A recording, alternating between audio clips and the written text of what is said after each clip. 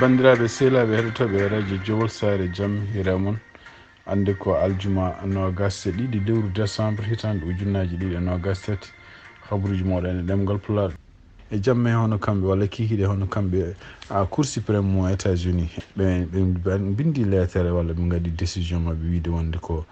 oɗo ñalawmande aljuma ɓe kamɓe ɓe diwsi ɗaɓɓade walla ɓe calima ɗaɓɓade hono kanko biyete Jack Smith ɗum noon ko avocat spécial walla ƴeftaɗo yo enquête kanko Donald Trump e gueɗe ɗe takka ko fate hen élection ngaji hitande ujunnaji ɗiɗi e nogas kanko noon Jack Smith enen nder lettre mo winduno o wi ɗum ɗo ene wayno ko cour Smith haysindo mo diwa wonde ko o fotani yaade directement to cour suprême omo fotno rewde d' abord ko cour d' appel ene gueɗe man o wi wonde ko waɗimo diwde ɗum ɗon ko surtout omo faami hol nafoore walla hol fayida gonɗo e ɗum ɗo so tawi kamɓe cour suprême ɓe mbawi ƴewtade pour décider est ce que Donald Trump ne foti ñawede no wirni par ce que kanko Donald Trump o wi ha hande gueɗe ɗe waɗi hitande ujunnaji ɗiɗi e nogas ko ɗe takkade nden ko président wonno e kadi kala ko waɗi omo jogui ko wiyete immunité firti ko fotani ñawede kono noon e nder ɗum ɗon kanko Jack Smith e tunnade kadi tribunal wi wonde ko ene wayno ko diwi won gueɗe ɗum noon kañum en jiiɗi ko ƴewde gueɗe ɗe gummiɗe directement cour d' appel wawi wonde foof ene wayno ko ɗum ɗon ruttima oɗo saha joni to cour d' appel siftinton tan ko cour d' appel déjà nene waɗi calendrier mum ñande jeenayi lewru janvier kañum hoore mum koɓe ƴeewoɓe ko fate e oɗo ka e ɗum noon noon ko sibabude hono kanko juge biyeteɗo Chutkan o wawino kanko waɗa makko rejeté Donald Trump haalluji muɗum pour wiide wonde ko ene jogui immunité ene wayno ko kanko Donald Trump ɓe mbaɗini déjà ko wiyete appel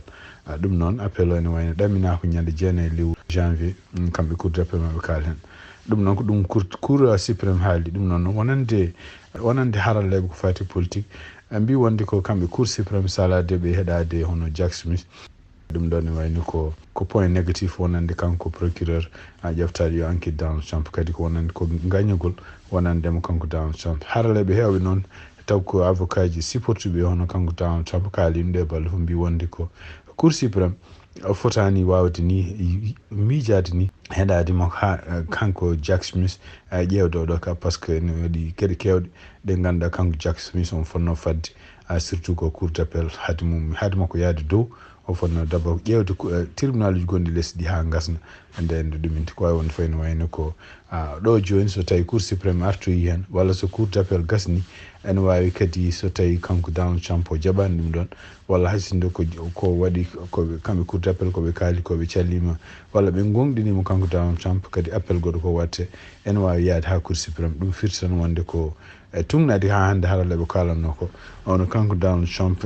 équipe makko ko mbaɗata ko henna pour ko wiyete peerje tardinde hunde foof ɗum ɗo kadi ko hunde ma wawa wallude ɗum noon tan ko kadi koɓe kaali mbi wonde ko kanko Donald Trump so tawi tan o wotanama woni président kala ñawore fawnode makko walla kala ko takkuno e makko kanko hoore makko wawi yaafade hoore makko mumta ɗum ha laaɓa eyyi ɗum ɗon noon so tawi ndeɗo ñaworde Jack Smith woni muɗum dow muɗum waɗaka ko addi hitande ujunnaji ɗiɗi e nogas nayyi woteji mum gas surtout hade woteji baɗoji e mois de mars ɗum noon ko woteji primaire hawnaki nden kanko Donald Trump so tawi o gagnima ɗum ɗo foof ene wayno Jack Smith affaire muɗum ɗon haaɗi eyyi siftinde on tan hono kamɓe cour suprême ɓe kalani taw haydara ko fate oɗo ka baɗaɗo toon to Colorado siftinde on Colorado cour suprême mabɓe kañum hoore mum haalini wi wonde ko hono kanko Donald Trump momtama e woteji e liste wote candidat ji poɗɓe wotaneɓe toon to Colorado ɗum noon kadi ne wayno ko kanko Donald Trump e équipe makko waɗino appel e ma ya directement to cour suprême hande habaruji men to États-Unis e tugnade kadi habaruji gummiɗi toon to Fox News hono kanko gardiɗo suudu représentant ji biyeteɗo Mike Johnson e nder koɓe kaali ɓe mbi o windi lettre goto fade ɓe kanko président Joe Biden ene wayno ko wi o takki président Joe Biden o wi wonde ko oɗo saha joni frontiére uji ɗi no gudditirani ɗum ɗo kadi ko bone mo ganduɗa ko crise humanitaire mo hay goto wawa haalde haala mum o wi e nder hitande ujunnaji ɗiɗi e nogas ɗum noon ko mbiyata année fiscal wayno ko kamɓe frontiére wonɓe toon ɓe mbawi nangude ko heewi taw ko ɗum ɗo yimɓe hewɓe taw ko yimɓe ɗum taccoɓe frontiére tan ni jogui drogue biyeteɗo fentanyl noon o wi no wiiri ni ko nanga hen ko tan e nder hitande ujunnaji ɗiɗi e nogas tati ene wawi warde population Amérique foof ɗum kadi ko ɗum ɓe kaali mbi kadi ene wayno ko ɓuuri hewde yimɓe maayoɓe oɗo saha joni ko fate drogue ko oɗo drogue biyeteɗo fentanyl warata ɗumen ɗum noon ko yimɓe maayoroɓe tugui tan duuɓi sappo e jeetati ha capannayyi e joyyi o wi noon e wayno ko konngol makko e surtout kadi no fax haali o wi ɗum ɗo fof ko gueɗe caɗele gondaɗe oɗo saha joni surtout ko fate e immigré ji o way noon ɗum ɗo fof ko gueɗe résultat ji liggey maɗa walla résultat ji gouvernement maɗa politique muɗum kanko Mike Johnson o windi o wi wonde ene wayno ko oɗo saha joni a bonni kala ko wiyete en kisal Amérique a bonni kadi sécurité Amérique so caggal guillodinde dartinɗa hen kuulal baɗanogal biyetegal kala garowo yo hedde Mexico ha c'est à dire hay goto wawa nadde yo hedde Mexico en wonno kuulal gongal kadi bingal wonde ko an wawi kadi yamirde yimɓeɓe yo naat caggal muɗum so naati nanggue ko an kadi waɗi dartini kala ko wiyete en jokkodiral walla ballodiral gonnogal hakkude leyɗele taariɗe États-Unis ko fate en surtout en wallude yimɓe dossier ji molugol ko an kadi waɗi kadi sali heftinde wonde ko yimɓe naatoɓe ɓe dole hen ko yimɓe déjà nannoɓe enen kaɗa nadde yamiri ɗumen yo nattin eyyi kadi ko an haaɗi kadi kala ko fate en magol frontiére uji toon hakkude États-Unis e leyɗele taariɓe ɗum e ɗum noon e nder lettre o kadi ko wi wonde ko kanko Mike Johnson o wi wonde ko républicain ji surtout en toon to Sénat son toon to suudu représentant hay goto men jogorani walludemo kanko président Joe Biden wodde e facture mo jogui facture o taw ko ballal wallude Ukraine e wallude Israël taw mo namdi ken wona temedere e billion ngaji sappo ɗum kadi ko wi wonde so tawi ɓeɗo oɗon kalis ene wayno ko so tawi kanko président Joe Biden o waylani laamu makko no waɗirta ko fate frontiére leydi ene wayno ko kamɓe républicain hay goto maɓe wallatamo wadde kono noon e nder jaabol gumingol toon to Maison Blanche ene wayno ɓe mbi wonde ko kanko président Joe Biden e nder konngudi kadi jonguiɗo konngol makko haali wi wonde ko kanko président Joe Biden o namdinomo laabi kewɗi kaalis kewɗo ko fate wallude frontiére to hen wallude sécurité gonɗo toon to frontiére to ɓe mbi kadi e nder konngudi ɗi haali mbi wonde ko kamɓe républicain ji ko kamɓe calli ɓeydude kaalis e surtout e wallude beele yimɓe gonɓe toon gardeji ɓen ɓeyde e mbi kadi ko kamɓe calli kadi ɓeydude hokkude kadi peeje guila hitande ujunnaji ɗiɗi e nogas ɗiɗi e hitande ujunnaji ɗiɗi e nogas tati surtout en e nder ko mbiyata année fiscal kanko président Joe Biden o namdinoma kaalis yo yimɓe hewɓe woɗɓe kadi ɓeyde taw ko agent ji gardoɓe frontiére uji kono républicain caali e mbi kadi e nder hitande ujunnaji ɗiɗi e nogas tati kamɓe républicain ji ɓe mbawi ni salade wonde ko kanko président Joe Biden e ɗaɓɓande heñorande nde o ɗuminno pour ɓeydude kaalis beele ko wiyete en temedde jeetati officier taw ko gardoɓe frontiére ene mbaɗe ene embauché walla ene ƴeewe ene wayno ko kamɓe républicain caali ɗum ko wawi wonde fof ene wayno kanko joguiɗo konngol makko kanko président Joe Biden o wi ɗum ɗo voilà wona kanko président Joe Biden felete ko kamɓe républicain ji e so tawi ko saago mabɓe yimɓe gardoɓe frontiére uji wonɓe toon to frontiére uji hakkude États-Unis e leyɗele taari ɗum ɓe jiiɗi ko wonta haake no wona ujunnaji ɗiɗi gusse hen ɗum ɗo fof ko salade wallude laamu États-Unis e rende frontiére uji muɗum ɗum kadi ko ɗum woni ko jaabol mum kanko joguiɗo konngol to Maison Blanche e wonande ko lettere mo Mike Johnson windi faade Joe Biden hande kabaruji men to États-Unis tugnade kadi article gum bindaɗo toon to NBC News oɗo saha joni hono kamɓe frontiére wonɓe toon to frontiére surtout to nokkuji Arizona puɗɗima jogade caɗele seeɗa subabude yimɓe hewɓe naatoɓe e oɗo saha joni toon to frontiére uji tugnani noɓe kalli ɗum mbitan ko ñande alarba ndeyatano ene wayno kono wona sappo e ɗiɗi ujunere neɗɗo naati toon to frontiére uji to e ɗum noon kadi ñande alarba jamma ndeyatano kamɓe immigration walla gardeji frontiére wonɓe toon eɓe nanggui ken wona nogas jeeɗiɗi ujunere neɗɗo taw ko yimɓe natɓe jammaji ɗiɗi ɓe ko jiida e ɗum ko adi ɗum ɗon ko ɗum waɗi on ɗo saha joni yiyama fuɗɗama yiyede toon to Arizona e surtout toon to guure Tucson taw ko secteur ɓurɗo mawnude e ko fati immigration toon yiyama wonde kamɓe ɓe batti nanggude yimɓe ɓe nawa ɗumen ha e hakkude guure he hakkunde gore ɗum noon ko fawi holto nokkuji kamɓe organisation ngaji non gouvernemental ngoni wawde wallude ɓeɗo yimɓe wawde wallude jaɓɓade ɓeɗo yimɓe wallude ɗumen holto kuuɗoy ɗum ɗo fof ɓe mbaɗiri ɗum noon ko tugnade kadi konngude gummi toon ko sabu oɗo saha joni yimɓe wawɓe fonno yimɓe fotɓe wonde toon e ɗiɗo kasoji walla nokkuji ɗiɓe goni pour wallude yimɓe ɓe enquête ɗumen ene wayno ɓurtima doole ɗum noon ko alay saago ɗum ɓe gussa yimɓe ɓe mbawa kadi ƴeewde hono no wayata ko wawi wonde fof ene wayno ko won nokkuji ɗi ganduɗa takoy wonto immigration officier jum to gonno en mbawi déjà yaltude mbi wonde ko natti wawde liggade ɗum ɗo sibabunde ɓurti ɗumen doole ɗum kadi ko gueɗe caɗele gonɗe oɗo saha joni toon to frontiére uji surtout yenno frontiére uji gonɗi toon to diwan arizona e diwan texas habruji men international toon to palestine e tugnadi kadi e kayit bindaɗo toon to al jazeera ene wayno ko kamɓe conseil de sécurité des nations unis ɓe mbawi hande wodde ko mbiyata résolution e ɗum noon woteɗe ene ko pour ñagade wonde ko haare wonde toon to palestine hakkude israel e hamas yo har nde darto ko yacci e ɗum noon kadi sibabunde surtout kamɓe nations unis eɓe no continue wullitade hande ene wayno ko condition ngaji gurdam toon ko jogorɗo ko condition ngaji jogorɗo ɓurde wonde bonde ko fama tan e nder ɗiɗo woteji hono kamɓe états-unis e russie ɓe mbawi salade wasa tawede ɗiɗon woteji ɗum noon siftindon tan ko kamɓe ɓeɗe ɗiɗi foof eɓe jogui ko mbiyata veto power feti soɓe gummini juuɗe mabɓe ɓe mbi wonde ɓe calima woteɗe ɗe jaari yeeso ko ɗon haɗata wonde fof ene wayno ko ɗum ko ɗeɗo balɗe fof ko guila altine woteji ponno wadde kono noon ko kaldigal wonno ɗon hakkude mabɓe kamɓe joguiɓe ko wiyete veto bi e membre uji goɗɗi ɗi pour beele mbasa kamɓe surtout ɓeɗo en ko en états-unis beele ene wasa wodde ene wasa salade woteɗe ene wayno ko conseil de sécurité des nations unis wawi wodde ñagade palestine walla ñagade israel oɗo saha joni yo har nde darto e tugnade kadi ko ministére toppitiɗo ko fati cellal toon to gaza mbi ko noon 390 neɗɗo palestine naji warama tan ɗum koye balɗe ɗiɗi ɓenni ɗe tan temedde tati capanɗe jeenayyi neɗɗo palestine aji warama kene woni temedde jeeɗiɗi e capantati e nayyo neɗɗo ko gaynima ɗum noon ko balɗe tati keddi ɓenni ɗe eyyi tugnade kadi koɓe kaali mbi wonno kene wona joni temedde joyyi capanɗe jeeɗiɗi e jeegom ujunere palestine aji goni koko jogori jogade probléme heegue e ɗomka ɗum noon ko sibabude kamɓe israel gueɗe ɗe mbaɗata hadde palestine naɓe e ñamde e yarde e ɗum kadi ko gueɗe ko mbiyata torture wonande kadi kamɓe israel ko mbaɗata ha hande kadi e tugnade kadi ministére o mbi wonde ken wonno joni ujunnaji nogas palestine naji warama tugui ton nde guerre o fuɗɗi ñande 7 octobre kono noon ene wayno israel warana tan ko ujunere temedere e yimɓe capanɗe nayyo ha hande e nder communiqué gummiɗo toon hono kamɓe journaliste uji ɓe mbiyata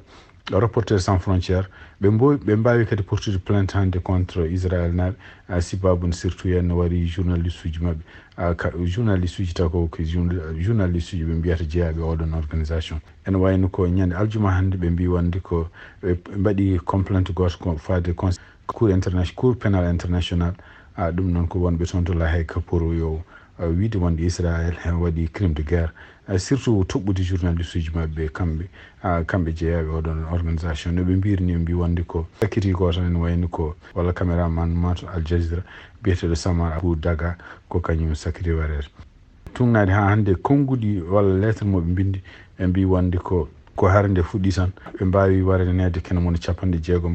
jeegom journaliste taw ko palestine naji ɗum ko har nde ko fuɗɗi ko ngol ɗo woni lawol mabɓe ɗiɗuɓol eɓe porte plainte contre israel toon to cour pénal international hande habruji men international toon to sénégal hono kanko amadou ba en wayno ko hande officiellement o toɗɗa wonde ko candidat parti gardiɗo toon to sénégal pour yo won candidat e nder woteji baɗoji mois de janvier hitande ujunnaji ɗiɗi nogas e nayyi ɗum noon ene wayno ko ne anduno ko ɓooyi ko hono kanko Macky Sall ko Amadou Ba o wi wonde ɓuuri wonde candidat mo heftini pour wonande candidat parti garde uji gonnuɗo e pouvoir o kono noon ko hande cérémonie mum waɗa e nder konnguɗi ɗi o haali noon kanko Amadou Ba ene woni ko teddugal mo ngal wonandemo e kanko hoore makko kanko Amadou Ba e ɗum noon kadi o jaaɓi wonde candidat parti o ɗum noon kadi ene wayno ko kanko Macky Sall o haali konnguɗi moƴƴi ko fati Amadou Ba yimɓe hewɓe kadi kaali Amadou Ba mbi wonde ko Amadou Ba ko neɗɗo hawnaki bawɗo continue mandat gonnoɗo ɗon Amadou Ba ɓe mbi wonde ko wawi wondine président duuɓi kewɗi e kadi en way e kooli ɗum surtout en ɗum ko biyeteɗo Mariam haali ɗum goɗɗo kadi haali wi wonde ko Amadou Ba ne wayni ko ene wawi ene andi holno politique waɗirte kadi won hen wi kadi ko Amadou Ba ko neɗɗo intellectuel ko jangguɗo e kadi ko ganduɗo hono leydi ko wallata ɗum yaadu yeeso wawi wonde fof ene wayni ko kamɓe lunduɓe laamu ɓe goytimi no fewi ɓe mbi wonde ko ene wayni goho ɓe jiiɗi ko Amadou Ba natta wonde premier ministre tawde ko candidat ko Amadou Ba ɗo ene wawi yaade ɗo wela foof waɗa campagne muɗum kono noon kamɓe ene wayni ko kala ɗoɓe jiiɗi ɗoɓe jeehi ɓe dartinte police dartinaɓe haɗa wadde campagne mum donc en ñande samedi ɓennu ɗo mbi hono kanko Khalifa Sall taw ko woni ko tahaw kanko hoore makko mo critique wonde yimɓe mabɓe ariteɓe sibabunde ene mbaɗa campagne ɗum noon koye région Fatick wonno caggal muɗum kadi wi wonde ko ɓe mbawa famde holko woni sababu kamɓe ɓe mbawa yaade kono noon kala neɗɗo mo ganduɗa hen jeeyaɗo e parti laamu foɗo wawi yaade fof ne wawi wadde campagne muɗum hono goɗɗo kadi biyeteɗo Malikou Gakou on kadi ene wayno holli vidéo ji kañum hoore mum wonto yahanno campagne muɗum ene wayno police dartini ɗum tungani kadi konngol hono kanko gardinoɗo Pastef hono Ousmane Sonko ene wayno ɓe mbi wonde ko hande ministére de l' intérieur jaɓani rokkudeɓe kayitaji ɗeɓe mbawi hutorade pour ƴewde ko wiyete sponsorship hande toon to Niger e tugnade konngol gomigol to gardiɗo leydi Togo hono biyeteɗo Robert Doucet ɗum kadi ko kanko kadi mo jeeya e leyɗele ɗe ganduɗa suuɓaɓe ɗo joni taw ko communauté des états de l' Afrique de l'Ouest mbiyata CEDEAO suuɓi ɗeɗon leyɗele pour yo mbawa haaldude kamɓe joguiɓe toon walla heftuɓe toon laamu toon to Niger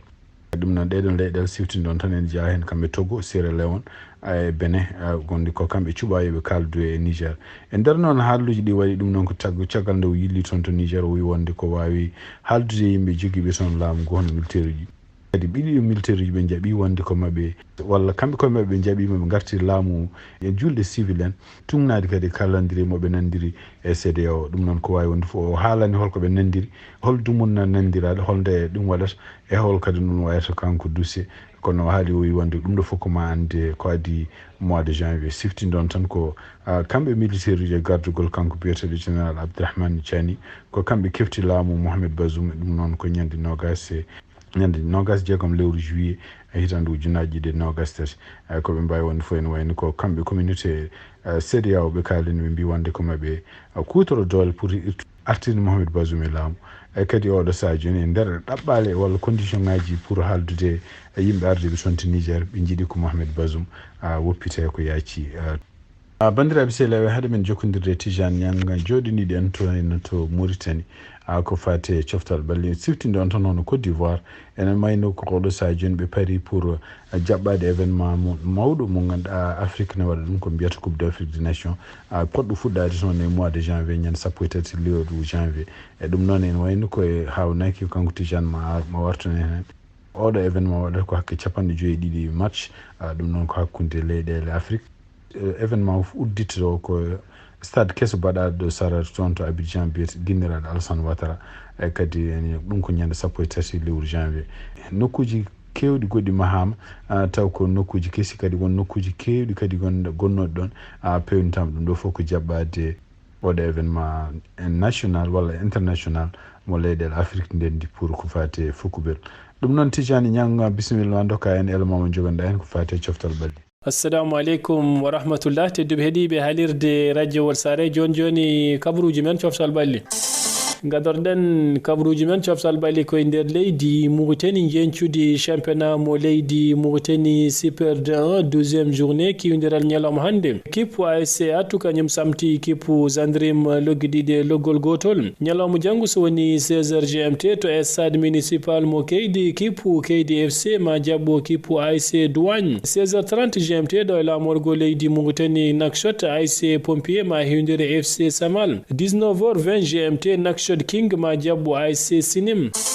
guddi tan hello men coupe d'Afrique Côte d'Ivoire hitande ujunnaji ɗe nogas e nayyi 34e édition ñalawma hanki hono keblo kippu leydi Mauritanie Emir Abdou kanko wonno koɗoto jayde radio France international e yewtere mabɓe wiitede radio foot international o holliti o ƴetti présélection en tawi hen 49 petto ñalawma altine paaɗo ma o ƴettu doggol fettoɓe définitive en jogor tawede hen nogas e jeeɗiɗi petto ko siftinde bandiraɓe hono kiwdiral garwanigal e équipe nationale mo leydi Mauritanie jogorzude ko nyalawma talata 16 lewru janvier to wuro Bouaké leydi Mauritanie ma hiwindire nando mabbe mo leydi Burkina Faso ha joni ko fatendi don baydi hono keblo kipu leydi Mauritanie holliti ma équipe nationale mo leydi Mauritanie waddo lulndo woni stage wonat ko nogas e jeedidi ndudo lewru gonden hade be gumma do ngam tinda to leydi Tunisie ngam hebanade Coupe d'Afrique Côte d'Ivoire hitande ujunnaji de nogas e nayi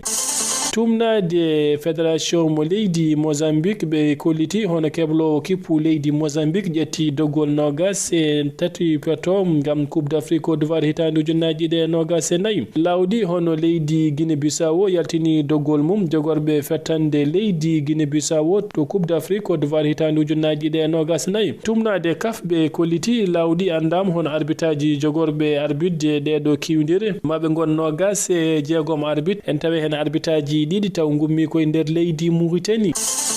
ha joni ko fate kabruji cofsal balli e nder dunde Afrique nyalawma jango ode kaf 2 jaune dande mayo e bossay nyalawma jango jaabi hatirde to Dial Pol to woni 16h GMT final kipu AS Dial Pol ma hiwindire kipu AS Silla Wargo nyalawma jango so woni 16h GMT jencudi kiwindiral cehilagal nyalawma hande kipu FC Barcelone kanyum hewindirno kipu America mo leydi Mexique ko America mo leydi Mexique way samtade be logi tati logi didi kiwindir championnat mo leydi Italy jencudi mum nyalawma hande kipu Lazio kanyum samti Empoli logi didi diga Genoa kanyum samti kipu Sassuolo logi didi logol gotol nyalawma jangu so woni 19h45 GMT kipu AS Roma hewindire kipu Napoli championnat mo leydi Angleterre kiwindire nyalawma jango 18e journée soni 12h30 GMT West Ham ma hiwindire équipe Manchester United 17h30 GMT équipe Liverpool ma hiwindire équipe Arsenal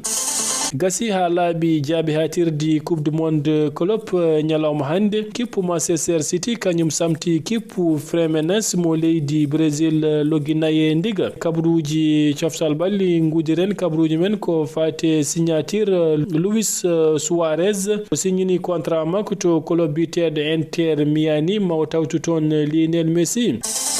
tijan nyanga jaram dum bandiraɓe sehlaɓe heddotoɓe radio Jowol Sayre ko ɗi habru min jogon noon hande e oɗon ñalawma aljuma nogas e ɗiɗi lewru décembre hitande ujunnaji ɗiɗi e nogas tati yen mbaali jaam on jarama ha janggo kadi so Allah jaɓi